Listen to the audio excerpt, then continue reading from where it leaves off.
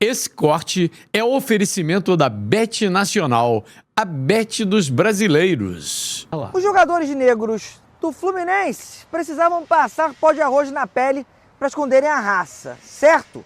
Errado, essa é uma das maiores fake news da história do futebol. Carlos Alberto, gente, era jogador do América. Passava, como tantos homens negros ou brancos, pó de arroz por uma questão de limpeza, de estética, de cuidado com a pele, era comum, beleza? Em 1914 ele se transferiu para o Fluminense. Na primeira partida contra seu ex-clube, a torcida americana fez o quê? Começou a gritar pó de arroz, com o intuito de diminuí-lo, como uma ofensa, como preconceito. Há muitos registros da época por diferentes jornais, reforçando esse fato, se delicie, tá? A torcida do Fluminense, em resposta, usou pó de arroz. O pó de arroz, portanto, é uma resposta às ofensas.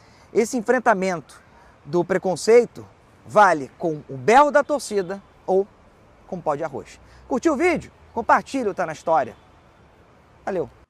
A história do pó de arroz contada isso aqui. me deu uma dor de cabeça. Por quê? Porque aquela lenda de que o pó de arroz foi associado ao racismo não se estabelece historicamente. Eu fiz uma leitura dos principais jornais de 1914, que é quando o fato aconteceu, até mais ou menos 1923, 24. E não encontrei nada que relacionasse o pó de arroz Ao racismo. ao racismo.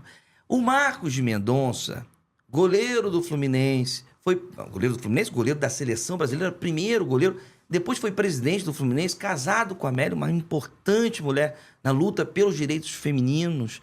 E também Marcos Mendonça, grande pessoa contra o racismo, ele era jogador com o Carlos Alberto e ele faz uma declaração depois, claro, falando que isso daí não existia, que o garoto passava pó de arroz, que era um hábito da época. Como é que se cria essa ideia do pó de arroz?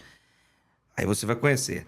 Na década de mais ou menos 1940, o Mário Filho, ele vai lançar grandes obras grandes escritas sobre futebol.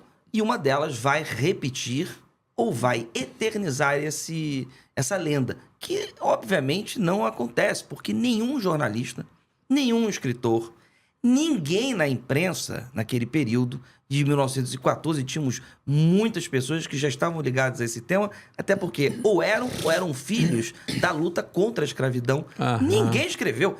Como é que alguém faz um fato como esse e ninguém na imprensa retrata que um jogador passa pó de arroz para poder parecer branco? E mais, para terminar, duas coisas. Primeiro, eu sempre questiono isso. Por que passar só o pó de arroz no rosto? E pó de arroz é só você correr daqui até a esquina que você vai ver que o pó de arroz não se sustenta. Tinham outras maneiras de você tentar mentir. E a outra coisa, o Carlos Alberto não era um grande jogador. Não era um jogador. Para que então, se você é racista, contratar um negro? Então não se sustenta essa história. Só que a paixão do torcedor, você sabe muito bem como é que é.